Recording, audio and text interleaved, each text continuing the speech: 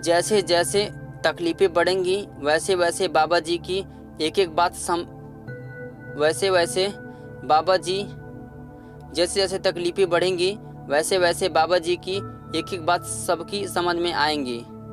मैंने हर तरह की बातें समझाई हैं और हर जगह नामदान दिया है। अभी हम कहीं जाएंगे नहीं तो अंदर से ही अभी हम कहीं जाएंगे नहीं न तो अंदर से कोई संकल्प उठ रहा है। मैंने बहुत मेहनत की है। अब लोगों को यहाँ आकर बैठकर सत्संग सुनना होगा। परेशानियाँ सेवा से कम होती हैं, इसलिए खुशी से सेवा करो। जो लोग खुशी से आते हैं वो लोग खुशी और उमंग से सेवा करते हैं।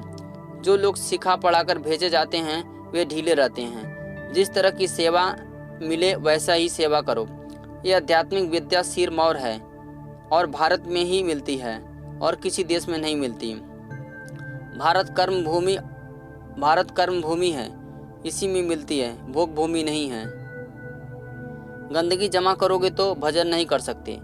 भजन ध्यान के द्वारा ही जीवात्मा पर चढ़ी कर्मों की गंदगी भजन ध्यान के द्वारा ही जीवात्मा पर चढ़ी कर्मों की गंदगी साफ होती है। काल हिसाब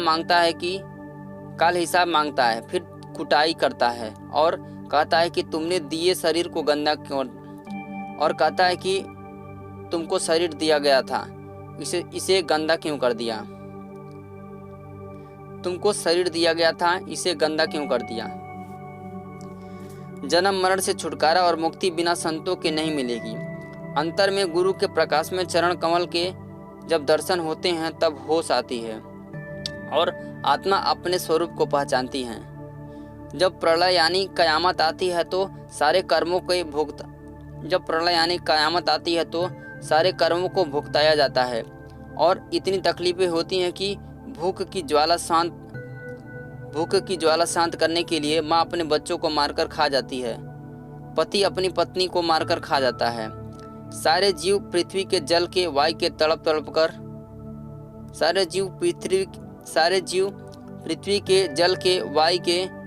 तड़प कर प्राण त्याग देते हैं। लोग प्रार्थना करते हैं और उन्हें प्रार्थना करना नहीं आता। प्रार्थना करो तो जहाँ से शुरू करो वहीं से लाकर ख़त्म करो।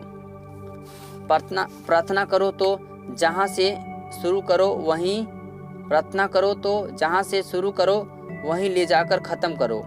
बीच में कोई काम हुआ या किसी ने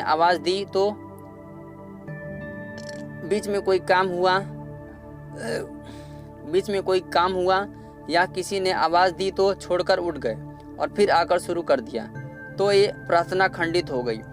संसार की तरफ तुम्हारा ध्यान ज़्यादा है और प्रार्थना की तरफ कम है। इसी तरह से सुमिरन है। संपूर्ण पूजा करो। जहाँ से शुरू करो वहीं पर माला खत्म करो, यानी इस नाम के सुमिरन से समाप्त करो। बीच में उठ गए, सुमिरन छोड़ दिया तो सुमिरन खंडित हो गया। ये सब बातें सत्संग में मालूम होती हैं। सतयुग, त्रेता, द्वापर, कलयुग के आभूषण हीरे जवाहरात देवता जमीन में छुपाए हुए हैं, वे कहीं और नहीं हैं।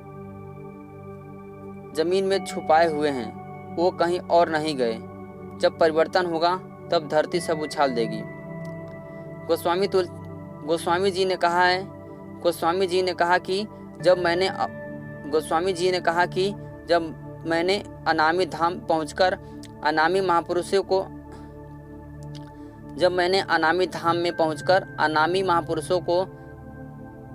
महापुरुष को प्राप्त कर लिया तब उनमें और मुझ में कोई भेद नहीं रहा। जो वो हैं वो मैं हूँ और मैं हूँ वही मैं जो वो है वो मैं हूँ और जो मैं हूँ वही वो भी हैं। जो अनामी धाम में पहुँच जाते हैं वही ईश्वर ब्रह्मा पार ब्रह्मा सबका सिरजनहार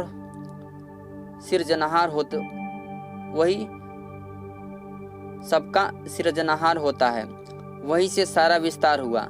अनामी पुरुष ने ही अगम लोक, अलख लोक और सतलोक की रचना की। नीचे का विस्तार सतपुरुष ने किया और सारी जीवात्माएं सतलोक से नीचे उतारी गईं। अभी अन्न न मिले तो लड़ जाओ, इसलिए संयम से रहो। अन्न का एक दाना भी बर्बाद मत करो। जितनी भूख है उतनी खाओ। अधिक खाओगे तो बीमारियां तो हो जाएंगी। गुब्बारे में अधिक हवा भर दोगे तो फट जाएगा। इसी प्रकार यह पेट है। खूब ठूस ठूस कर गले तक खाओगे तो पेट जवाब दे देगा।